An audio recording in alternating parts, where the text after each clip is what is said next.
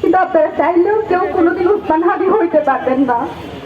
ওসমান হাদি শুধু একজনই হয়, আমার ভাইয়ের কোনো রিপ্লেসমেন্ট হয় না। আমি আমার ভাইয়ের কোনো রিপ্লেসমেন্ট চাইও না।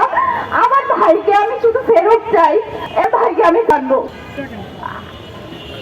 আল্লাহর কাছে শুধু এইটুকু দোয়া করবেন, আল্লাহ যাতে আমাদেরকে ওসমান হাদিকে যে স্বাধীনতা সার্বভৌমত্বের পক্ষে তিনি যেভাবে কথা বলতেন সেভাবে যাতে তাকে ফেরত দেয়।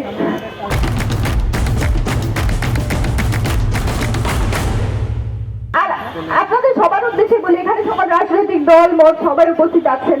আপনারা গত 1 বছর ধরে আওয়ামী লীগ পালিয়ে যাওয়ার পরেও আপনারা যে কাজটা করতে পারেন নাই, আপনারা কালচারাল ফেসিজমকে অ্যাড্রেস করতে পারে। এটা সেই একটা শুধুমাত্র পেরেছিল একটি, সেটার প্রতিদান তাকে এইভাবে দিতে হচ্ছে।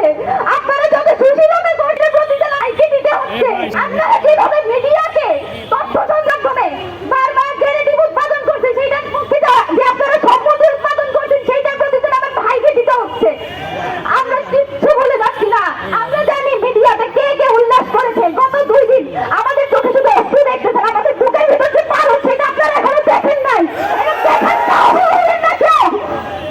আমার ভাই ফেরত আসবে, বাংলাদেশের স্বাধীনতা সার্বভৌমত্বের পক্ষে কথা বলবে এবং এই মিডিয়াতে যারা বিভিন্ন বয়ান উৎপাদনের মাধ্যমে আমার ভাইকে হত্যাযোগ্য করার চেষ্টা করেছে, আমার ভাইয়ের জীবন মৃত্যুর সমীকরণে যারা বারবার উল্লাস করেছে, যারা বিজয় উদযাপন করেছে, আমি তাদের সবাইকে চিহ্নিত করে রাখছি। আল্লাহ যদি আমাদেরকে বাঁচায় রাখে, ইনকিলাব মঞ্চ যদি বেঁচে থাকে, বাংলাদেশে কালচারাল ফেসিজম যারা কায়েম করতেছেন আপনাদের সবার জন্য আমরা সারা জীবন সহ্য হয়ে থাকবো, এটা মাথায় রাখবেন।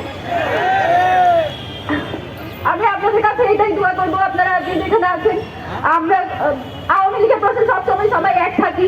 আমরা এইটুকু এক্সপেক্ট করি আপনারা ভোটের রাজনীতির জন্য প্লিজ আমাদের এই সব যে কয়টা মানুষ আছে, যে কয়টা মানুষ এখনো দেশের স্বাধীনতা সার্বভৌমত্বকে টিকায় রাখার জন্য যুদ্ধ করে যাচ্ছে, সেই কয়টা মানুষকে প্লিজ আপনারা বিসর্জন দিয়ে দেন নিজেদের এই ঠুনক ভোটের কারণে। বাংলাদেশের স্বার্থ আপনাদের এই ভোটের চেয়ে অনেক বেশি, আপনাদের নিজস্ব যে ব্যবসা বাণিজ্য সেই সবের চেয়ে অনেক বেশি বাংলাদেশের স্বাধীনতা সার্বভৌমত্বের যে দাম সেটা প্লিজ আপনারা বিসর্জন দিবেন না, সেটা বিক্রি করে দিবেন না। বাংলাদেশের প্রশ্নে, স্বাধীনতা সার্বভৌমত্বের প্রশ্নে ওসমান হাদি যেভাবে ভোকাল ছিল, আপনারা তার, আমি বিশ্বাস করি আমার ভাই ফেরত আসবে। আমার ভাই যতদিন আসবে না ততদিন পর্যন্ত আমরা রাজপথ ছাড়বো না। এবং আমাদের জামির ভাই যেটা বলে গেলেন, ওসমান হাদি যতদিন সুস্থ হবে না এই ঢাকা 8-এর আসনে আসার কারণে এবং তার যে বয়ানগুলো ছিল, তার যে কথাগুলো ছিল, সেগুলোর কারণে আজকে তার এই অবস্থা।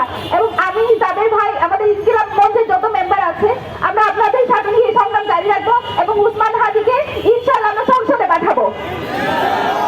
আপনাদের সবার দোয়া চাই, আপনারা সবাই আমার ভাইয়ের জন্য দোয়া করবেন। আল্লাহ যাতে তাকে সুস্থ অবস্থায় ঠিক আগের মতো যেভাবে বঙ্গবন্ধু দেশে স্লোগান দিত, যেভাবে বলিষ্ঠ কনফিউশন বক্তৃতা দিত, সেভাবে যাতে আমরা তাকে ফেরত পাই।